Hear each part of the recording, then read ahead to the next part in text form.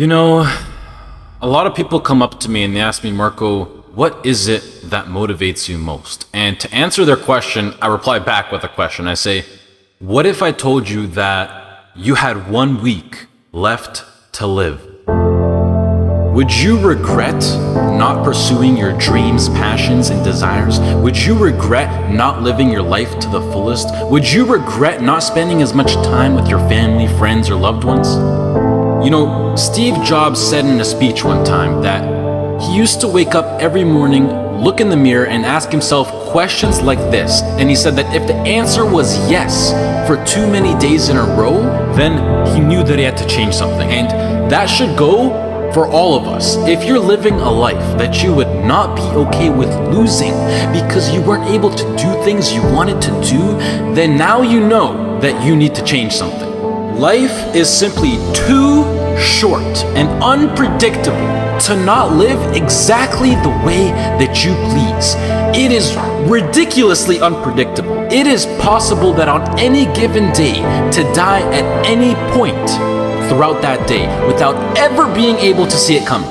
You know, when I was 13, I had this teacher who was an absolutely amazing person. I'd known him for several years then, and he had 2 kids, a loving wife. He was a man of God, contributed to the community. He gave us everything that he had, and he would bike to school every single day. I always remember him coming to school on his bike, and one morning on his way to school, it was early in the morning, he was crossing an intersection. A reckless driver comes out of nowhere, hits him, he dies on the spot, on the moment of impact.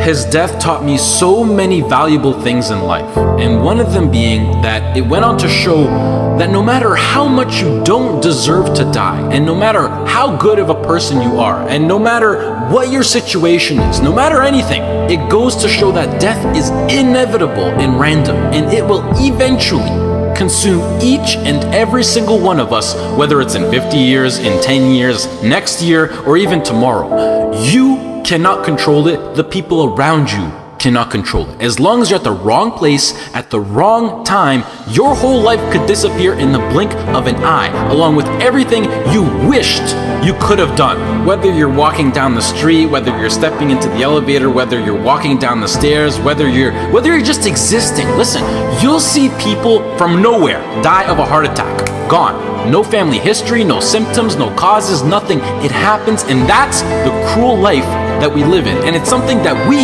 cannot control. So what I want to make clear is that regardless of the path that you take in your life, at one point death will consume you. It doesn't care whether you floss your teeth in the morning, whether you raise a family or not, whether you go on to be rich, poor, a success, a failure, whatever, you are still going to die at one point. It is that simple, and knowing that you're going to die soon should be the biggest motivation to both make the difficult decisions in life and to get your ass out of bed in the morning. So now the question becomes, what is it that you truly have to lose? If you pursue your dreams and you fail, sure, you might be a little bit more financially unstable. You might experience stress or other feelings you wish you never had to experience. But either way, even if you fail, you will end up back to where you started, which is where you are now. So what do you literally have to lose? Some of you right now, you're thinking about maybe starting a business. You have a great idea that you want to incorporate into your lifestyle. Maybe you're thinking about pursuing your dreams to the fullest. Maybe you're thinking about putting in the work to become a doctor, an engineer, a firefighter, a professional athlete. But some of you won't follow these ambitions because you're afraid. You're afraid to fail. You let the fear of failure dictate your actions, and you're afraid of what mama or papa thinks. You're afraid of what your sister, your brother thinks, or your grandpa or your grandma, or your cousins, or whoever. But what truly matters is you. You are in possession of a gift. You have a talent, and whatever that talent is, you can make yourself and the people around you a stronger and better place with it. But sometimes the only way to do that is to take a risk. At one point, you have got to take a leap if you want to make that gift that you have become a reality. Otherwise, society will gladly accept you as a 9-to-5 slave working just to pay off your rent and to stay alive and to live for the weekend, which is the absolute worst way to live.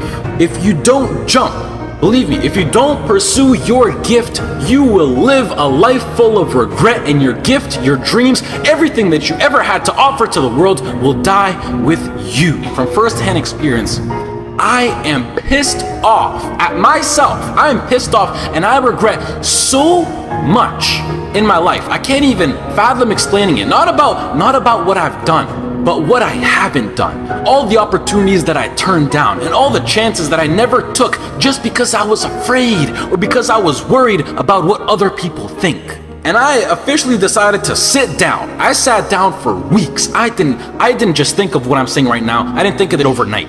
This is months. This is months of thinking, and I just sat down and I just wrote. And after comparing the randomness of death versus the chance of you failing while relentlessly pursuing your dreams versus the chance of you living a terrible life because you failed at pursuing your dreams versus just calling it a day right now and living a traditional Western world lifestyle versus everything you can think of versus absolutely everything. And I can gladly say that right now, as of this moment right here, I would rather live each day as if it were my last and take every risk possible in these sacred moments that I have on earth now to make myself as successful and happy as possible than to be sitting in my deathbed when I'm 90 years old regretting not taking a chance and thinking about what my life could have been if I just jumped when I was 18 or when I was 15 or when I was 22, because tomorrow is not a promise. I would rather die trying to live my dreams than to live a longer life filled with regret.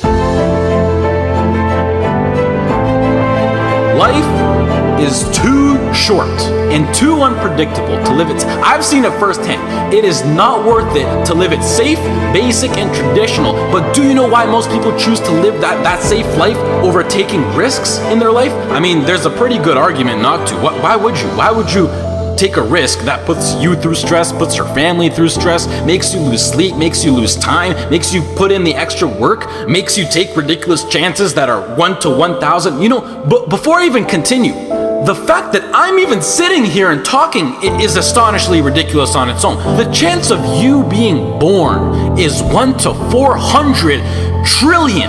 That number is so big you cannot even wrap your head around it. But okay, what I wanted to say was that the reason why people don't want to take these risks is because right now they feel like they got a lot to lose and that their current situation is relatively nice. And most importantly, right now, they are comfortable.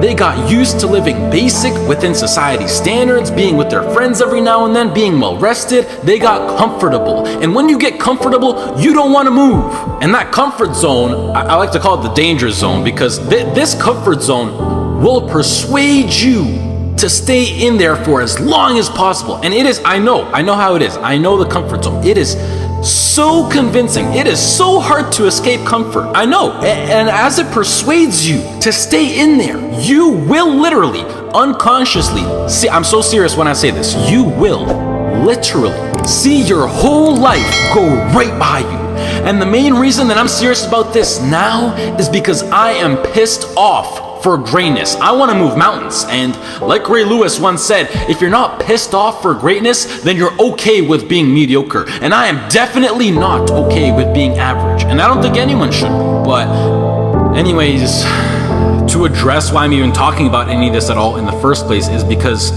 I recently got an offer to move out to Los Angeles, California to live with 2 other entrepreneurs as a content creator and media influencer. And it makes me sad because it's opened up my eyes to see what I truly have in store for me, what's waiting for me out there in the future. And it's just a tiny glimpse of what I'm capable of achieving within my short life. However, I doubt that I could get the right legal paperwork done in order to move to the US to work for a job such as YouTube, which is really non-control of the government. And the last thing that I want to do is to go to the US to work in a legal job as an illegal immigrant. So as of this moment, I feel like I have to pass up yet another opportunity. And it makes me feel like I just keep letting my dreams slip from my hands once more. And now that I've seen the reality of what is possible, this house in LA next to the beach on California with a huge city, great weather, and working a job that I would absolutely love and live for with people who share the exact same dream and vision, it has me thinking like, hell yeah, I would gladly die chasing this dream